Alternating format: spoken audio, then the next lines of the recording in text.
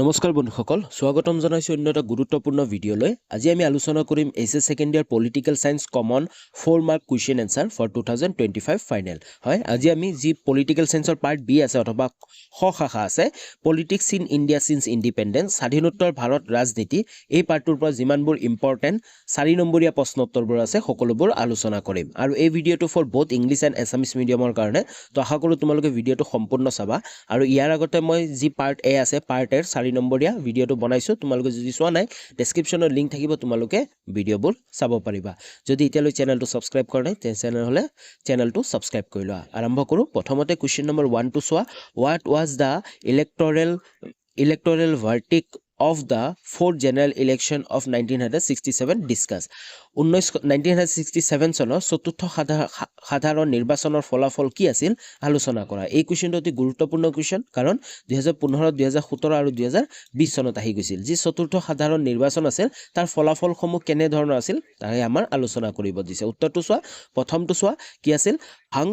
Hang parliament তাৰপিছত চোৱা অনিশ্চিত পৰিস্থিতি হৈছিল যেনে কোনো একক দলৰ স্পষ্ট সংখ্যাগৰিষ্ঠতা নাছিল কংগ্ৰেছ কম আসন লাভ কৰিছিল দুই নম্বৰটো আছিল কংগ্ৰেছৰ দুৰ্বলতা কংগ্ৰেছ কি হৈ গৈছিল এই ইলেকশ্যনটো দুৰ্বল হৈ গৈছিল কংগ্ৰেছে মাত্ৰ 283 টা আসন লাভ কৰিছিল কিন্তু কিছুমান ৰাজ্যত শক্তি হ্ৰাস পেলালে কিন্তু কিছুমান ৰাজ্যত কি হৈছিল শক্তি হ্ৰাস পেলাইছিল তাৰপিছত চোৱা 3 নম্বৰটো কি আছিল 3 নম্বৰটো আছিল প্ৰতিপক্ষৰ বৃদ্ধি যেনে সংযুক্ত বিধায়ক দল SVD বহু ৰাজ্যত জোট চৰকাৰ গঠন কৰিছিল 4 নম্বৰটো আছিল ৰাজনৈতিক অস্থিৰতা যেনে পাঞ্জাব পশ্চিম বংগ আৰু তামিলনাডুতে অপক্ষপাতীয় চৰকাৰ গঠন হৈছিল বুজি পাইছা তো আশা কৰো তোমালোকে উত্তৰটো বুজি পাইছা তোমালোকে জাস্ট পইণ্ট কিটা মনত কৰি যোৱা আৰু তোমালোকে ধুনীয়াকৈ লিখিব পাৰিবা নেক্সট কোৱেশ্চন লাগবাহু কোৱেশ্চন নম্বৰ 2 টো চোৱা discuss briefly the two challenges that India had to face immediately after independence এই কোৱেশ্চনটো এটা গুৰুত্বপূৰ্ণ কোৱেশ্চন কাৰণ স্বাধীনতাৰ পিছত ভাৰতে তাৎক্ষণিকভাৱে সন্মুখীন হোৱা দুটা প্ৰত্যাহ্বানৰ বিষয় চমুকৈ আলোচনা কৰিব দিছে আৰু এই কোৱেশ্চনটো 2015 আৰু 2019 চনত আহিছিল তো স্বাধীনতাৰ পিছত ভাৰতে সন্মুখীন হোৱা সমস্যাসমূহ কি আছিল দুটা সমস্যা কথা লিখিব দিছে প্ৰথম সমস্যাটো আছিল কি আছিল পাৰ্টিশন এণ্ড ৰিফিউজি ক্ৰাইসিস যি বিভাজন আৰু উদ্ধাস্তৰ সমস্যা আছিল ভাৰত আৰু পাকিস্তানৰ বিভাজনৰ ফলত সাম্প্ৰদায়িক যি হিংসা আছিল সেই হিংসা বৃদ্ধি পাইছিল আৰু লাখ লাখ মানুহ কি হৈছিল তেওঁলোক কি হৈছিল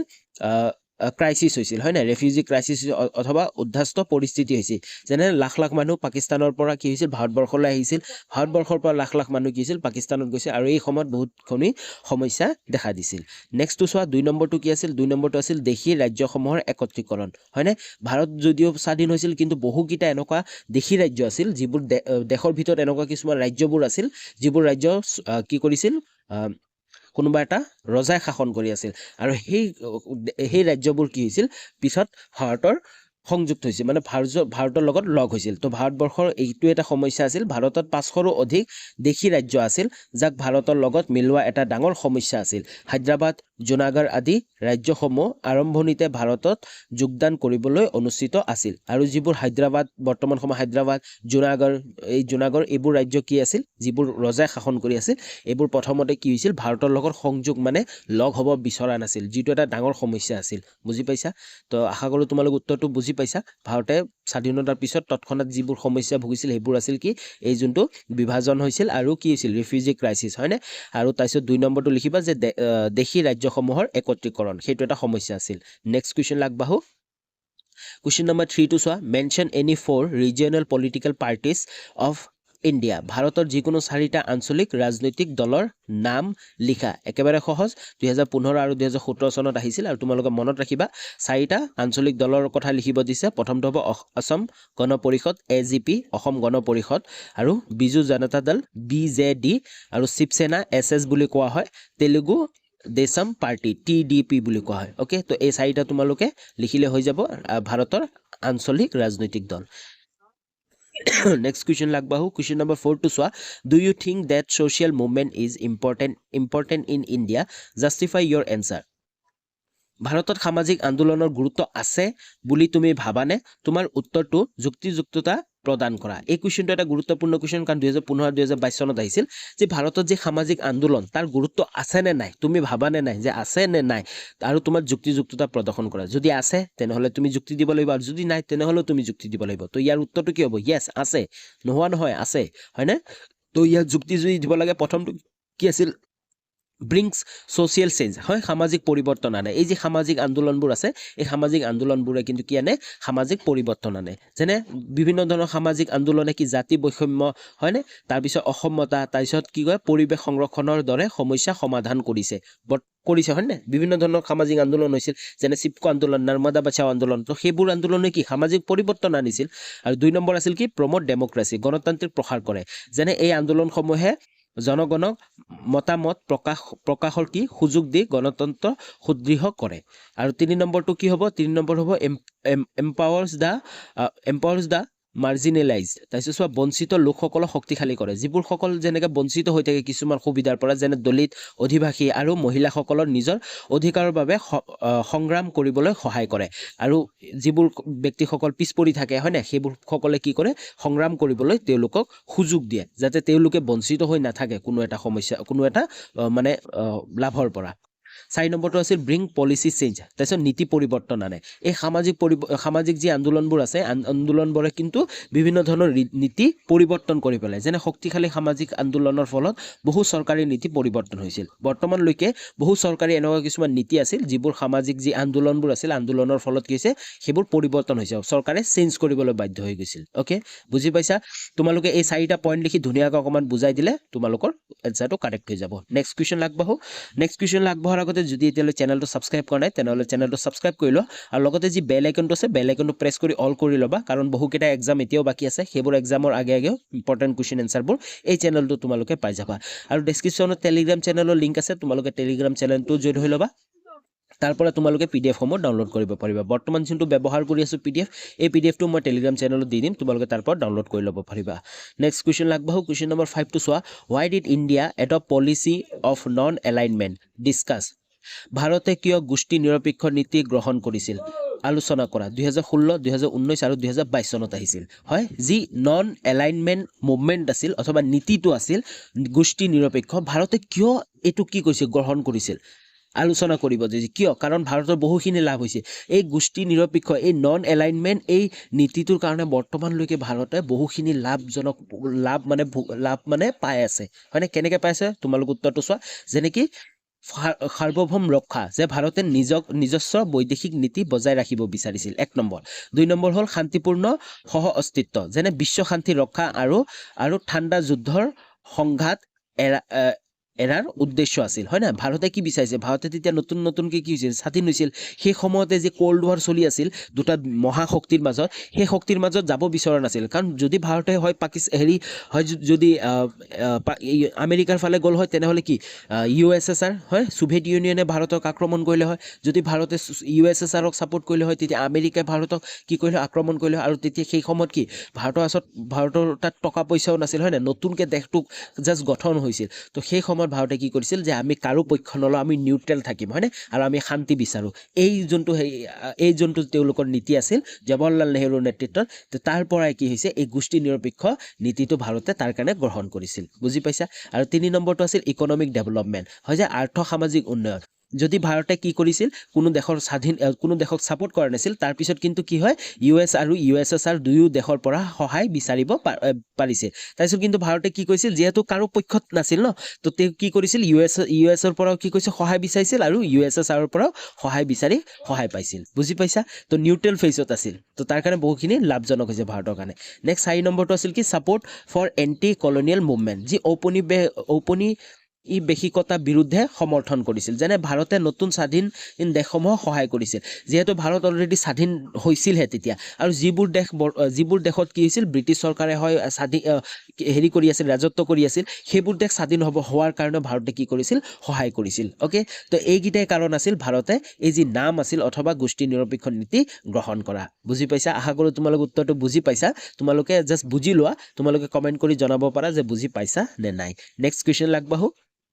কুৱেশ্যন নম্বৰ 6 টো চোৱা ডিছকাছ ব্ৰিফলি এবাউট নৰ্মদা বাচাও আন্দোলন নৰ্মদা বাচাও আন্দোলনৰ বিষয়ে চমুকৈ আলোচনা কৰা এই কুৱেশ্যনটো 2016 চনত আহিছিল অলৰেডি বহুবাৰ আলোচনা কৰিলো হয় নাই আমি তো এবাৰ আৰু আলোচনা কৰি নিদিওঁ তোমালোকে যদি উত্তৰটো চাব পাৰা তেনেহ'লে ভিডিঅ'টো স্কিপ কৰি তোমালোকে চাব পাৰা অলৰেডি আমি এই কুৱেশ্যনটো আলোচনা কৰিছিলোঁ হয়নে নেক্সট কুৱেশ্যন আগবাঢ়ো কুৱেশ্যন 7 টো চোৱা explain briefly about two nation theory এইটো এটা গুৰুত্বপূৰ্ণ প্ৰশ্ন হয় তোমালোকে ভালদৰে চাই ল'বা আৰু বুজি লোৱা দ্বিজাতি তত্ত্ব সম্পৰ্কে চমুকৈ ব্যাখ্যা কৰা 2016 আৰু 2022 চনত আহিছিল প্ৰথমতে তোমালোকে বুজি লোৱা যে দ্বিজাতি তত্ত্ব অথবা টু নেশ্যন থিয়ৰী আচলতে হয় কি চোৱা ডেফিনেশ্যনটো চোৱা ইয়াৰ মেইন ডেফিনেশ্যনটো চাই লোৱা দ্বিজাতি তত্ত্ব অনুসৰি হিন্দু আৰু মুছলমান দুটা পৃথক জাতি যাৰ নিজৰ নিজস্ব ৰীতি নীতি ধৰ্ম আৰু পৰম্পৰা আছে তাকে কি বুলি কোৱা হয় দ্বিজাতি তত্ত্ব বুলি কোৱা হয় আৰু এই বস্তুটো অৰিজিন ক'ৰ পৰা আৰম্ভ হৈছিল কোনে দিছিল ছাৰ সৈয়দ আহমেদ খান হয়নে ছাৰ এই তত্ত্বটো ছাৰ সৈয়দ আহমেদ খানে আগবঢ়াইছিল আৰু পিছত মহম্মদ আলী জিন্নাইহে দৃঢ়ভাৱে সমৰ্থন কৰিছিল আৰু পিছত এই যোনটো নীতিটো আছিল মহম্মদ আলী যি জিন্না আছিল যাৰ কাৰণে বৰ্তমান সময়লৈকে ভাৰত আৰু পাকিস্তানৰ মাজত যি সংঘাত সৃষ্টি হৈছে বৰ্তমান সময়লৈকে ভাৰতবৰ্ষত হিন্দু আৰু মুছলমানৰ বিভিন্ন সমস্যা চলি আছে এই নীতিটোৰ কাৰণে বহুখিনি সমস্যা বৰ্তমান সময়লৈকে চলি আছে হয়নে এইটো কোনে দিছিল ছাৰ সৈয়দ আহমেদ খানে দিছিল আৰু পিছত গৈ কিন্তু এইটো পুৰা দৃঢ়ভাৱে মানে সমৰ্থন কৰিছিল মহম্মদ আলী জিন্নাই তেওঁতো আপিল কৰিছিল যে নহয় আমি মুছলমানসকলৰ কাৰণে পৃথক এখন দেশ হ'ব হয়নে তাৰপিছত চোৱা 3 নম্বৰটো চোৱা ইম্পেক্ট ইয়াৰ ইম্পেক্ট কি পৰিছিল এই তত্ত্বই পৃথক মুছলিম ৰাষ্ট্ৰ দাবী জোৰ কৰিছে আৰু জিন্নাৰ জৰিয়তে এই যোনটো নীতিটো আছে এই নীতিৰ জৰিয়তে মুছলমানসকলৰ কাৰণে পৃথক ৰাষ্ট্ৰৰ এটা দাবী দিছিল যাৰ ফলত 1947 চনত ভাৰত বিভাজন হৈছিল বিভাজন হৈ পাকিস্তান গঠন হৈছিল আৰু যাৰ কাৰণে কি হৈছিল এই 1947 চনৰ স্বাধীনতাৰ সময়ত ভাৰতটো বিভাজন হৈ পাকিস্তান গঠন হৈছিল বুজি পাইছা কিন্তু ক্ৰিটিচিজমো আছে কিছুমানে ইয়াৰ বিৰোধিতাও কৰিছিল হয়নে হিন্দু হওক বা মুছলমানে হওক সকলোৱে কিন্তু কি কৰিছিল বিৰোধিতা কৰিছিল অনেক নেতাই এই তত্ত্বৰ বিপক্ষে আছিল বহুত নেতা কিন্তু এই যোনটো নীতি আছিল এই নীতিটোৰ বিৰুদ্ধে আছিল তেওঁলোকৰ মতে হিন্দু মুছলমান একত্ৰে ভাৰতত বাস কৰিব পাৰে তেওঁলোকৰ মতে কি আছিল যে এইবোৰ নীতি আমি নামানো ভাৰতত মুছলমান আৰু হিন্দু সকলোৱে একেলগে বাস কৰিব পাৰে যোনটো বৰ্তমান সময়লৈকে বাস কৰি আছে হয়নে যিসকলে নকল তেওঁলোকে কি ভাৰতক ছাপোৰ্ট কৰিলে ভাৰততে ৰৈ গ'ল ওকে তো এইবোৰ যিমানবোৰ পলিটিকেল ইস্যুবোৰ আছে সেইবোৰৰ কাৰণে বৰ্তমান সময়লৈকে বহুখিনি সমস্যা দেখা দিয়ে হয়নে তো তোমালোকে কমেণ্ট কৰি জনাবা যদি বুজি পাই আছা তো এই কুৱেশ্যনটো এটা গুৰুত্বপূৰ্ণ কুৱেশ্যন হয় বহু বছৰ আহি আছে আৰু বহু বছৰ ৰিপিট হৈ থাকে তো আহি যাব পাৰে এবাৰ নেক্সট কুৱেশ্যন আগবাঢ়ো কুৱেশ্যন নম্বৰ 8 টো চোৱা discuss briefly the result of green revolution in India ভাৰতত সেউজ বিপ্লৱৰ ফলাফলসমূহ চমুকৈ আলোচনা কৰা এই কুৱেশ্যনটো 2017 চনত আহিছিল যি সেউজ বিপ্লৱ অথবা গ্ৰীণ ৰিভলিউশ্যন আছিল তাৰ ফলাফলসমূহ আছিল কি ইনক্ৰিজ ইন ফুড প্ৰডাকশ্যন হয় আহাৰ উৎপাদন বৃদ্ধি হৈছিল যিহেতু যিমান গম আছিল ধান আছিল এইবোৰ কি হৈছিল উৎপাদন বৃদ্ধি পাইছিল আৰু লগতে use of HYB seed and technology যি উচ্চ ফলনশীল বীজ আছে আৰু প্ৰযুক্তিৰ ব্যৱহাৰৰ ফলত কি হৈছিল সকলো বস্তু উন্নতিৰ ফালে আগবাঢ়িছিল মানে খেতি বাতিবোৰ কি হৈছিল উন্নতিৰ ফালে আগবাঢ়িছিল তাৰপিছত 3 নম্বৰটো কি আছিল আঞ্চলিক অসন্তুলন ৰিজিয়নেল ইমবেলেঞ্চ হৈছিল যেনে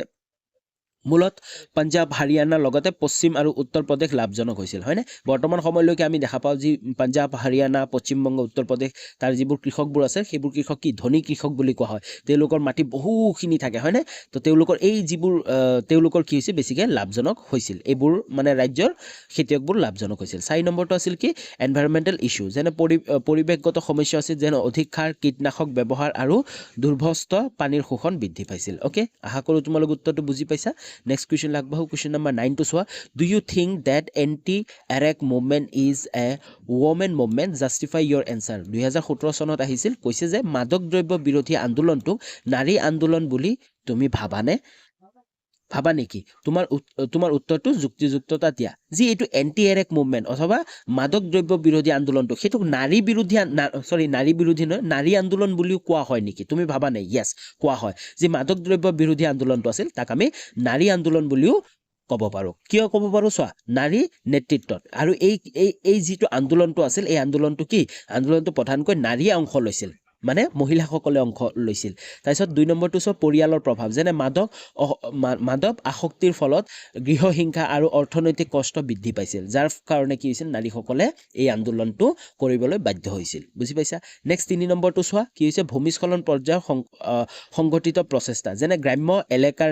নাৰীয়ে একত্ৰিত হৈ মদ বিৰোধী আন্দোলন গঢ়ি তুলিছিল হয়নে গ্ৰাম্য গাঁও অঞ্চলৰ নাৰীসকলে কি হৈছিল একত্ৰিত হৈ এই মদৰ বিৰুদ্ধে বা মাদক দ্ৰব্যৰ বিৰুদ্ধে কি হৈছে আন্দোলন গঢ়ি তুলিছিল 4 নম্বৰটো আছিল ছ'চিয়েল চেঞ্জ সামাজিক পৰিৱৰ্তন চাইছা যিকোনো মুভমেণ্ট এটা সামাজিক পৰিৱৰ্তন আনিব পাৰে এই আন্দোলনে মদৰ কুপ্ৰভাৱ সম্পৰ্কে সজাগতা বৃদ্ধি কৰি নীতি নিৰ্ধাৰণ পৰিৱৰ্তন আনিবলৈ সহায় কৰিছিল ওকে আশা কৰোঁ তোমালোকে উত্তৰটো বুজি পাইছা next question লাগবাহু Question number 10 to soa discuss briefly about Chipko movement. Chipko আন্দোলনৰ বিষয়ে চমুকৈ আলোচনা কৰা। এই কুৱেশ্যনটো 2018 আৰু 2020 চনত আহিছিল। অলৰেডি চিপকো আন্দোলনৰ কথা আমি আলোচনা কৰিছো হয়নে? বহুবাৰ আলোচনা কৰিছো। 2 নম্বৰীয়া কুৱেশ্যনতো আমি আলোচনা কৰিছিলো। তো তোমালোক উত্তৰটো পজ কৰি কেনে ভিডিওটো পজ কৰি কেনে তোমালোকে চাই ল'ব পাৰা। ওকে নেক্সট কুৱেশ্যন লাগবাহু question number 11 to soa discuss briefly about the secessionist movement in north east India উত্তৰ পূব ভাৰতৰ বিচ্ছিন্নতাবাদী আন্দোলন সমূহৰ বিষয়ে চমুকৈ আলোচনা কৰা 2018 আৰু 2023 চনত আহিছিল যি উত্তৰ পূৰ্বাঞ্চলৰ বা উত্তৰ ভাৰতৰ বিচ্ছিন্নতাবাদী আন্দোলনসমূহ বিষয় চমুকৈ লিখিব দিছে প্ৰথমতে চোৱা হিষ্টৰিকেল বেকগ্ৰাউণ্ড ঐতিহাসিক প্ৰেক্ষাপটত চোৱা 1947 স্বাধীনৰ পিছত বিভিন্ন জনজাতি গোট নিজকে অপৰিচিত অনুভৱ কৰিছিল বিভিন্ন কি আছিল যিবোৰ গোট আছিল সেইবোৰ কি কৈছে অপৰিচিত অনুভৱ কৰিছিল আৰু মেজৰ মুভমেণ্টবোৰ কেনেকুৱা আছিল যেন প্ৰধান আন্দোলনসমূহ যেনে লাইক গ্ৰুপছ লাইক যেনে আলফা অসমৰ আলফা তাৰপিছত NSCP নাগালেণ্ডৰ তাৰপিছত PLA মণিপুৰৰ তাৰপিছত আদি সংগঠনে বিচ্ছিন্নতাবাদী দাবী উত্থাপন কৰিছিল 3 নম্বৰটো চোৱা কাৰণবোৰ কি আছিল কজেছবোৰ কি আছিল জাতিগত পৰিচয় সংকট তেওঁলোকে ভাবিছে যে জাতিগত পৰিচয় সংকট হ'ব পাৰে তাৰপিছত অৰ্থনৈতিক উপেক্ষা হ'ব পাৰে আৰু উন্নয়নৰ অভাৱ তাৰপিছত 4 নম্বৰটো আছিল গভৰ্ণমেণ্ট ৰিছপন্স কেনেকুৱা আছিল যেনে পিছ টক আছিল হয়নে শান্তি বাৰ্তা আছিল তাৰপিছত কি আছিল একৰ্ড বড়ো একৰ্ড হয়নে বড়ো চুক্তি তাৰপিছত মিজো চুক্তি আদি মোৰ ফলত সমস্যা সমাধানৰ প্ৰচেষ্টা কৰিছিল চৰকাৰে ওকে বুজি পাইছা নেক্সট কুৱেশ্যন লাগবাহু কুৱেশ্যন নম্বৰ 12 টু চোৱা discuss briefly about India's nuclear policy ভাৰতৰ পাৰমাণৱিক নীতিৰ বিষয়ে চমুকৈ আলোচনা কৰা 2018 2020 আৰু 2023 চনত আহিছিল এই কুৱেশ্যনটো এটা গুৰুত্বপূৰ্ণ কুৱেশ্যন তোমালোকে ভালদৰে চাই যাবা যে ভাৰতৰ যি নিউক্লিয়াৰ পাৰমাণৱিক নীতিৰ বিষয়ে আমাক চমুকৈ লিখিব দিছে তো নীতিটো কি আছিল প্ৰথম যোনটো নীতি আছে এইটো হ'ল নো ফাৰ্ষ্ট ইউজ যাক আমি NFU পলিচি বুলি কওঁ নো ফাৰ্ষ্ট ইউজ মানে প্ৰথমে ব্যৱহাৰ নকৰাৰ নীতি ভাৰতে এইটো নীতি কৰিছিল যে আমি প্ৰথমে ব্যৱহাৰ নকৰো যদি আমাক কোনোবা আক্ৰমণ কৰে তেতিয়াহে আমি তাৰ বিৰুদ্ধে তাৰ প্ৰতিশোধ ল'বৰ বাবে আক্ৰমণ আমি ব্যৱহাৰ কৰিম ওকে 2 নম্বৰটো আছিল peaceful use of nuclear energy শান্তিপূৰ্ণ ব্যৱহাৰ ভাৰতে কি বিচাৰিছিল যে আমি শান্তিপূৰ্ণ এই যি নিউক্লিয়াৰ আছে নিউক্লিয়াৰ এনাৰ্জি আমি ব্যৱহাৰ কৰিম ভাৰতৰ পাৰমাণৱিক শক্তিক বিদ্যুৎ উৎপাদন আৰু চিকিৎসাৰ দৰে শান্তিপূৰ্ণ কাৰ্যৰ বাবে ব্যৱহাৰ কৰে নেক্সট 3 নম্বৰটো চোৱা 3 নম্বৰটো আছিল কি আছিল অপ্ৰসাৰ নীতি যেনে ভাৰত NPTৰ সদস্য নহলেও পাৰমাণৱিক অস্ত্ৰৰ প্ৰসাৰ ৰোধৰ কঠোৰ নীতি পালন কৰে যদি NPTৰ সদস্য নহয় তাৰ পিছতো কিন্তু কি এই যি নিউক্লিয়াৰ আছে নিউক্লিয়াৰৰ কঠোৰ নীতি মানে প্ৰসাৰৰ ৰোধৰ কঠোৰ নীতি পালন কৰে 4 নম্বৰটো চোৱা কি আছে 4 নম্বৰটো আছে বিশ্বাসযোগ্য ন্যূনতম প্ৰতিৰোধ তাৰপিছত ভাৰত ৰাষ্ট্ৰীয় সুৰক্ষাৰ বাবে ন্যূনতম পাৰমাণৱিক অস্ত্ৰ সংৰক্ষণ কৰে বুজি পাইছা নেক্সট কুৱেশ্যন লাগবাহু কুৱেশ্যন নম্বৰ 13 টু চোৱা discuss briefly about the defection in the party system of Assam ভাৰতৰ দলীয় ব্যৱস্থাৰ দল ত্যাগৰ বিষয়ে চমুকৈ আলোচনা কৰা এই কুৱেশ্যনটো 2019 আৰু 2022 চনত আহিছিল তো দল ত্যাগৰ মানে কি চোৱা তোমালোকে প্ৰথমতে সংজ্ঞা ডেফিনেশ্যনটো বুজি লোৱা দল ত্যাগ হৈছে কোনো বিধায়ক বা সাংসদৰ নিজৰ দল এৰি অন্য দলত যোগদান কৰা প্ৰক্ৰিয়া তাকে আমি কি বুলি কোৱা হয় দল ত্যাগ বুলি কোৱা হয় না সকলোৱে জানো তাৰপিছত চোৱা 2 নম্বৰটো কি আছে দল ত্যাগ বিৰোধী আইনো গঠন হৈছিল 1985 চনত সংবিধানৰ 10ম অনুসূচিত দলত্যাগ বিৰুদ্ধে আইন বলবৎ কৰা হয় 3 নম্বৰটো চোৱা 3 নম্বৰটো আছিল অযোগ্যতা যেনে যদি কোনো বিধায়কে নিজৰ দল ত্যাগ কৰে আৰু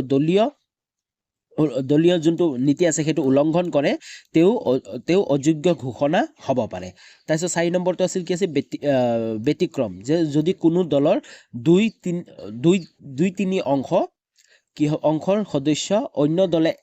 একত্ৰ হয় তেনে সেইটো দলত্যাগ হিচাপে গণ্য কৰা হয় ওকে বুজি পাইছা নেক্সট কুৱেশ্যন লাগবাহু কুৱেশ্যন নম্বৰ 14 টো চোৱা কৈছে যে আমাৰ write the main objective of the national policy for the empowerment of women 2011 হয় 2011ৰ মহিলা সবলীকৰণ ৰাষ্ট্ৰীয় নীতিৰ প্ৰধান উদ্দেশ্যসমূহ কি কি আছিল তাৰ বিষয়ে লিখিব দিছে এই কুৱেশ্যনটো 2019 চনত আহিছিল ইয়াৰ উত্তৰটো হ'ব সামাজিক সোশ্যাল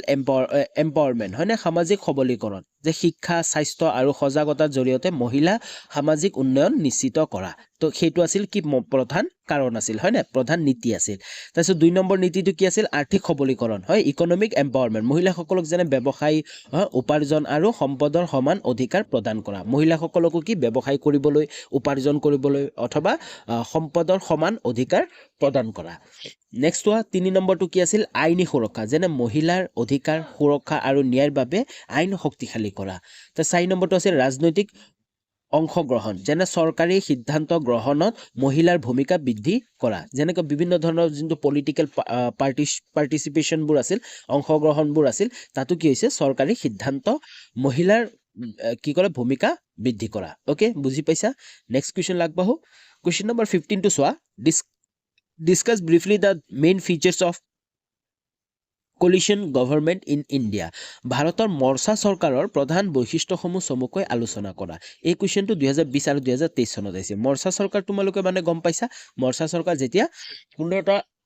দলে যেতিয়া একক সংখ্যাগৰিষ্ঠতা লাভ নকৰে তেতিয়া বহুকিটা যি আঞ্চলিক দল হ'ব পাৰে আঞ্চলিক দলৰ লগত লগ হৈ কি কৰে চৰকাৰ গঠন কৰে তাকে মৰ্চা চৰকাৰ বুলি কোৱা হয় ওকে তো তাৰ প্ৰধান বৈশিষ্ট্যবোৰ আলোচনা কৰিব দিছে প্ৰথম এক নম্বৰটো আছে কি এলায়েন্স অফ মাল্টিপল পাৰ্টিজ বহু দলৰ মিত্ৰতা হয়নে দুটা বা তাতোকৈ ৰাজনৈতিক দলে মিলি চৰকাৰ গঠন কৰে তো সেইটো আছিল প্ৰধান কি বৈশিষ্ট্য 2 নম্বৰটো আছিল পাৱাৰ শেয়াৰিং তাৰপিছত শক্তি বৰ্তন অলৰেডি আমি আলোচনা কৰিছোঁ যেনে মন্ত্ৰী পদ আৰু সিদ্ধান্ত লোৱাৰ বিভিন্ন দলৰ মাজত বৰ্তন কৰা হয় আৰু যিবোৰ দলে লগ হৈ চৰকাৰ গঠন কৰিব সকলো দেশৰ ওচৰতে কি থাকে পাৱাৰ থাকে যাতে সকলো যিসমূহ সিদ্ধান্ত ল'ব পাৰে আৰু যিমানবোৰ পদ আছে মন্ত্ৰী পদবোৰ সকলোৱে পাব পাৰে তাৰপিছত 3 নম্বৰটো আছিল কি আছিল কম্প্ৰমাইজ এণ্ড কনসেনসাস তাৰপিছত কি আছিল সমঝোতা আৰু ঐকমত্যতা আছিল যেনে নীতিসমূহ আৰু সিদ্ধান্তপূৰ্ণ মৰ্চা দলসমূহ ঐকমত্যৰ ওপৰত আধাৰিত থাকে পলিটিক্যাল ইনষ্টেবিলিটি ৰাজনৈতিক অস্থিৰতা আছিল যেনে মৰ্চা চৰকাৰ বহু সময়ত দলে দলে মতভেদৰ বাবে অস্থিৰ হৈ পৰে হয় এইটো এটা সমস্যা হয় যেনে হলে মৰ্চা চৰকাৰৰ ফলত 2 বছৰ 1 বছৰ মান চলে তাৰ পিছত বিভিন্ন ধৰণৰ কাৰণৰ ফলত সেই চৰকাৰটো ভাঙিও যাব পাৰে হয়নে ওকে তো আশা কৰো ইমানখিনি আছিল ইম্পৰ্টেন্ট কোৱেশ্চন আশা কৰো তোমালোকে গোটেইখিনি বুজি পাইছা তোমালোকে জাস্ট বুজিবৰ কাৰণে এই ভিডিঅটো বনাইছিলো তোমালোকে বুজি পাইছা আশা কৰো তোমালোকে এক্সাম ভালে ভালে যাব তোমালোকে যদি পিডিএফ টো ডাউনলোড কৰি ভালকে পঢ়িব বিচাৰা তেনেহলে ডেসক্ৰিপচনত টেলিগ্ৰাম চেনেলৰ লিংক থাকিব তোমালোকে টেলিগ্ৰাম চেনেল জয়েন হৈ তাৰ পৰা পিডিএফ টো ডাউনলোড কৰিব পাৰিবা পুনৰ লগ পাম নতুন এটা ভিডিঅ লৈ তেতিয়ালৈ বাই বাই